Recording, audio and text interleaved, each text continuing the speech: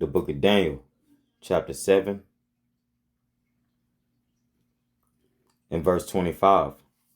And he shall speak great words against the Most High, and shall wear out the saints of the Most High, and think to change times and laws, and they shall be given into his hand into a time and times and divided a time. But the judgment shall sit, and they shall take away his dominion, to consume and to destroy it unto the end. And the kingdom and dominion and the greatness of the kingdom under the whole heaven shall be given to the people of the saints of the Most High, whose kingdom is an everlasting kingdom, and all dominions shall serve and obey him. Barakateh Yahweh, Barakateh Yahweh, Barakateh Yahweh, Barakateh Yahweh, Barakateh Yahweh, Barakateh Yahweh, Bahashem Harakak Radash. Bless you, Yahweh, bless you, Yahweh, in the name of the Holy Spirit. First, I'm going to start off by giving all praise, honor, and glory is due to Yahweh, Bahashem, Yahweh, Bahashem Harakak Radash. All praises to the Heavenly Father, who the word when he calls God. His one and true name is Yahweh. In the name of his only begotten Son, who the word even called Jesus Christ, his one true name is Yahweh Shai, in the name of Holy Spirit. Double honors to the elder apostle, elder bishops of Great Millstone, Stewart Well. Peace and blessings to the hopeful elect. Shalom, shalom. I'm your brother Gadal Gabar Yahweh. Shalom, shalom. Right, and the main reason why I brought out Deuteronomy 7, verses 25 through 27 is because we seeing this same devil. We seeing that this same emperor or these reincarnated emperors, for better words, are seeking to change time, seeking to do things in their own aspect because the Lord has preordained them to do so. The Lord has set them up to do these goofy things, right? Because we know that they ain't the righteous rulers on earth, but they're the wicked ones. So they have to hurry up, and their time is short. So let me just get that. They doing these things because they know their time's short. They know they got a short time, right? So that's why DJ Donald Duckling is doing all these changing laws, changing these things, changing the names of things, because they think their house going to continue forever. And I'm going to get that afterwards. Where it says,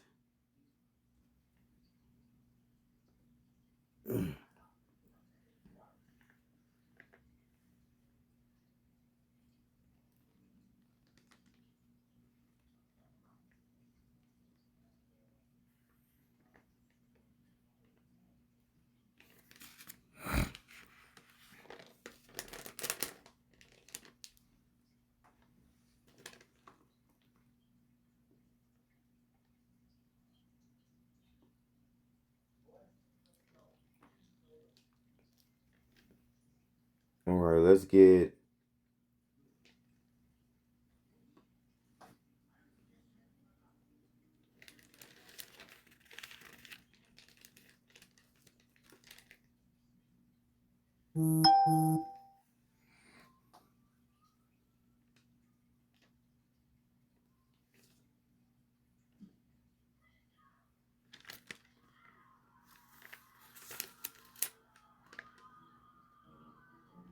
All right, they have a short time, Salakia.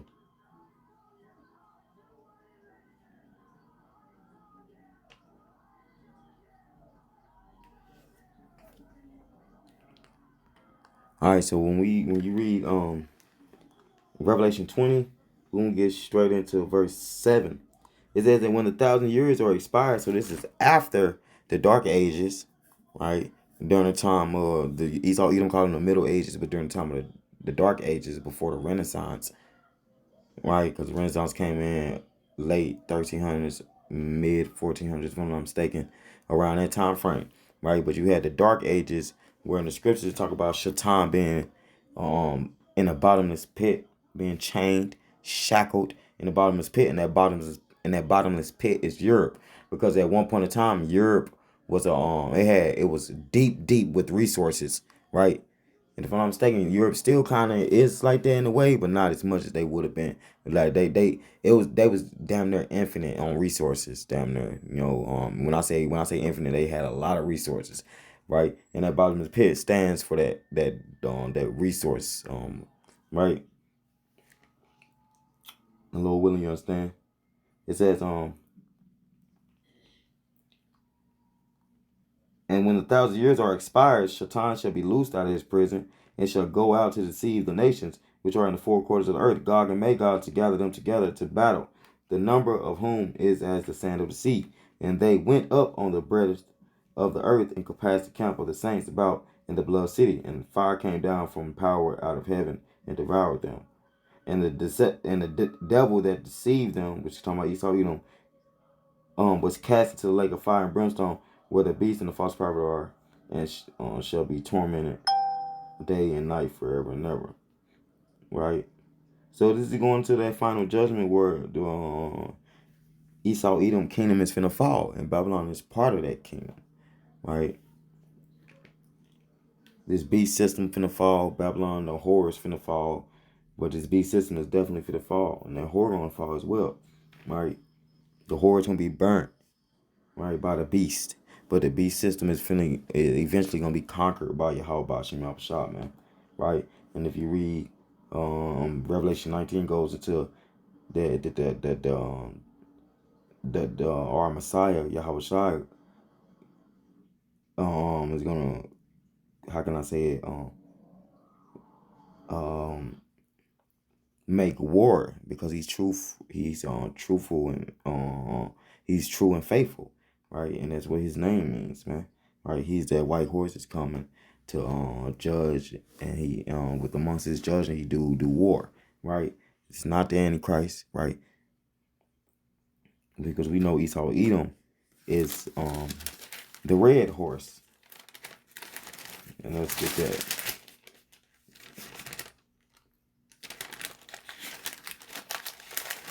And I don't want to be long-winded, but something. And then right after that, expiring of the 1,000 years after the Dark Ages is going into the Renaissance, when Shaitan should be loose, which is Esau Edom, the so-called white nation, should be loose and come back revised as the revised Roman Empire, come back as a phoenix. And they only been reigning since the Iran Renaissance. It's been 600 and something years, man. 620, 630 years, maybe. They ain't been reigning that long. They said they was only reigning for a short season before the Lord conquered them. And when you read the book of Daniel, it says our kingdom is coming right behind that. So they know they got a short time, man. That's Solanke for being long-winded on that. This is Revelation 6:4. And there went out another horse that was red, and power was given to him that sat thereon to take peace from the earth, and that they should kill one another. And there was given unto him a great sword. And who was given that sword? Who got the blessing of the sword in the scriptures?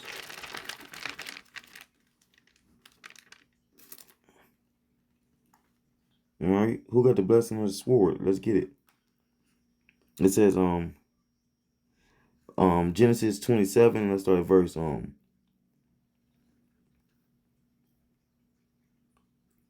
38. And Esau said unto his father, hast thou but one blessing, my father? Bless me, even me also, O my father. And Esau lifted up his voice and wept. And Isaac his father answered and said unto him, behold, thy dwelling shall be the fatness of the earth, meaning the riches of the earth, and of the dew of heaven from above. And by thy sword, and by the sword, right? By something that hack and slash. By thy sword shalt thou live, and shall serve thy brother. So he still, even then, he still get that burden of eventually serving the Israelites, even though they got us in captivity. But he still get that burden of having to serve us, man, until the Lord take them out the picture, man. Right?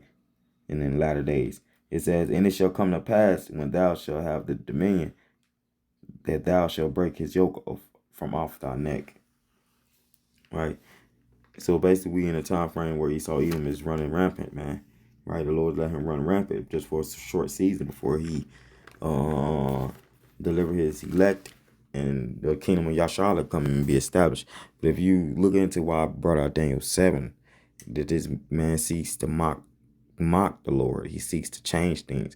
When we're going to get into this, it's the article says, Mexico is from CNN.com. Mexico threatens to sue Google over name change of over name change of Gulf of Mexico on U.S. maps. And this was posted yesterday. It says Mexico will take Google to court if maps shown to U.S.-based users continue to label the Gulf of Mexico as the Gulf of America across the entire body of water. President Claudia Sheinbaum said Monday, arguing that U.S. President Donald Trump's order to rename it only applies to the part of the continental shift under U.S. control. So they basically they seeing how this man is showing his horns, seeing how this man is being. It's only for the whites. It ain't gonna be for nobody else. We're gonna got it. We're gonna do things that y'all can't do. And that's what this man. This is the pride of this eagle, right? It says, the pride of thyself how deceived thee. He that dwelleth in the cliffs of the rocks, who set thyself on high, man, right? And it's talking about that eagle, which is you Edomites, man. It says, what Google is doing here is changing the name of the continental shift of Mexico and Cuba, which has nothing to do with Trump's decree, which applied only to the U.S. continental shift. Sheinbaum told reporters, we do not agree with this, and the foreign minister has sent a new letter addressing the issue. Sheinbaum said the renaming is incorrect, adding that Trump's decree only changed the name within his own continental shift, which extends 22 nautical miles from the U.S. coast, not the entire Gulf. So they basically, you have the other presidents of the area talking about, hey, you can't change it because it's not even really part of America, man. It's part of Mexico, for better words. And I was going to bring out a little bit of history on what it was named before they named it the Gulf of Mexico, right? We're going to bring out some history, right? Just to add on to this, Lord willing, this is edifying. It says last week, Google renamed the Gulf of Mexico to the Gulf of America for U.S.-based users of Google Maps, citing a long-standing practice of applying name changes when they have been updated in official government sources. People in Mexico continue to see the body of water listed as the Gulf of Mexico. All other countries see both names. Sheinbaum first threatened to take Google to the court last week, saying a civil suit could be on the table if the tech giant does not correct what she called an inaccurate designation. CNN has reached out to Google for comment. So this is going into they people getting tired of Donald Trump shit. It's like a mockery to the Northern Kingdom brothers and sisters, right? It's like a mockery. And I wanted to get that it should stay the same name because they the ones that was over here. And they actually are the ones, the Northern Kingdom is the ones that named the Gulf what it was. So let's get 2nd Ezra 13. I wanted to bring out this. It says, let's start at verse 40. Those are the 10 tribes which were carried away prisoners out of their own land in the time of Hoshea the king, whom Shalmaneser the king of Assyria led away captive, and he carried them over the waters. And so came they into another land. So this is after Assyrian captivity, which ended around 722 BC. It was a siege started by Sargon II, and then it was picked up later on by Shalmaneser V, right? And the Northern Kingdom, a lot of the Northern Kingdom, the Mexicans, the natives of, the Puerto Ricans, the Cubans, the Guatemalans, the Panamanians, the Uruguayans, the Dominicans. A lot of them went through this captivity, Assyrian captivity, during the time of Hoshea the king, right? It says, but they took this counsel among themselves, and that they would leave the multitude of the heathen and go forth to a further country where never mankind dwelt.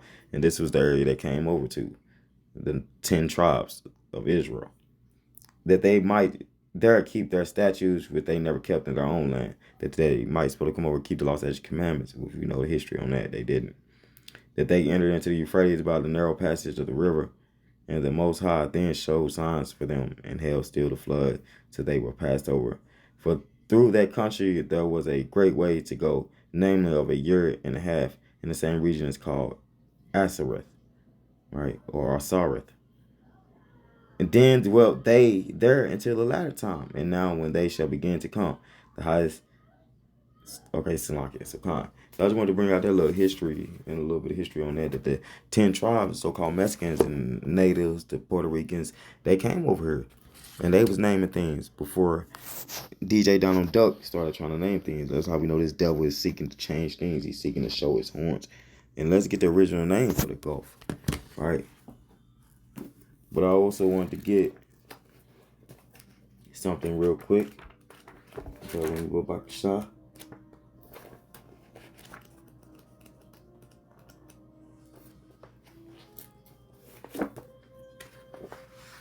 Because we know this is the last kingdom that's got to come before the Lord show itself, man. But before the Lord send his son. Right, and DJ Donald Duck already said that he's going to be the last president.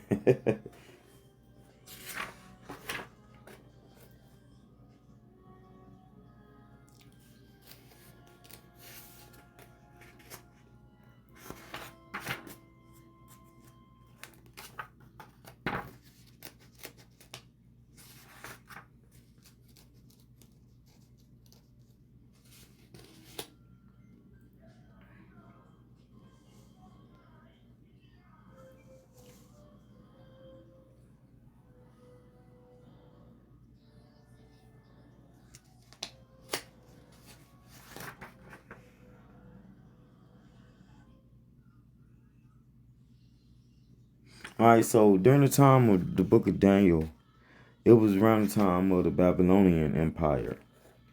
Right? It would have been when Babylon overthrew the Assyrian capital of Nineveh around 612 BC. Because we know the Babylonian Empire reigned from 605 BC to 539 BC, if I'm not mistaken. And then from 539 BC to 331 BC, if I'm not mistaken, it was the Medo-Persian Empire. And then from 331 BC until it was the Greek. Then from then, so forth and so on. From 331 to like 169 or 168, somewhere around that range, Slovakia, if I'm wrong. On the Greek Empire, then, on and on. From there, it was the Roman Empire, right? So, I just want to bring out a little history on that. During the time frame that Daniel was basically telling Nebuchadnezzar about his dream and about the empires going to come behind this empire, and about the empire that's going to come behind the Nebuchadnezzar empire, about the empire that's going to come behind that one, and that one behind that one, right?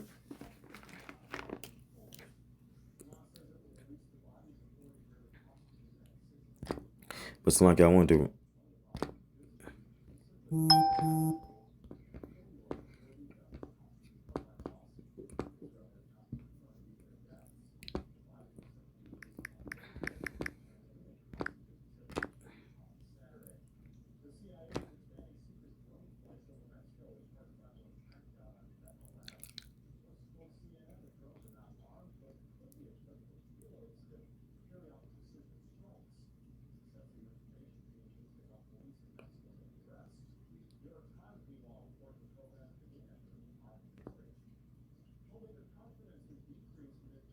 All right, I just want to find this one precept, so like, yeah.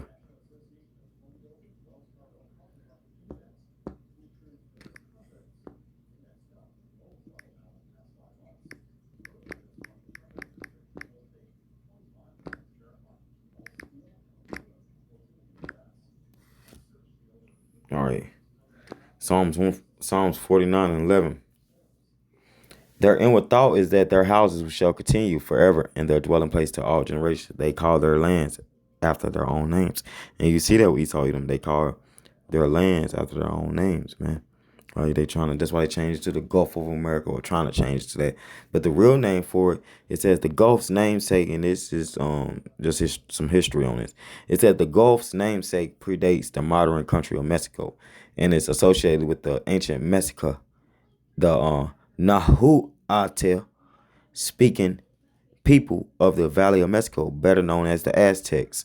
However, in Aztec religion, the Gulf was called the Chalkiot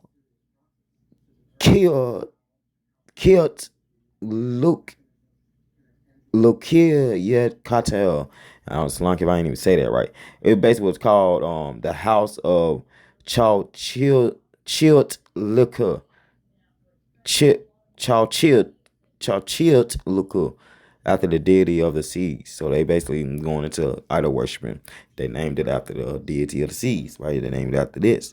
But, it was the so-called Aztecs. And going to the Aztecs, the Mayans and stuff, man. Right? Of the Northern Kingdom, brothers and sisters, man. So that's what the original name for it was. Right? That was the original name.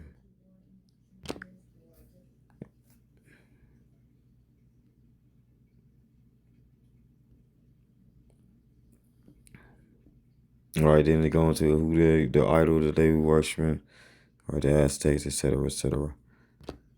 All right. So the point of me bringing this out is because you can't change a name because when it's already made and what it is, man. But it's showing that this man has a short time and his time is almost up, man. Right? His time is almost up, and that after this kingdom is the kingdom of Yashala, man.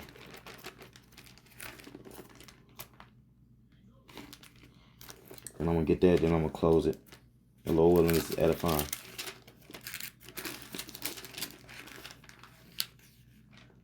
It says on Daniel 12.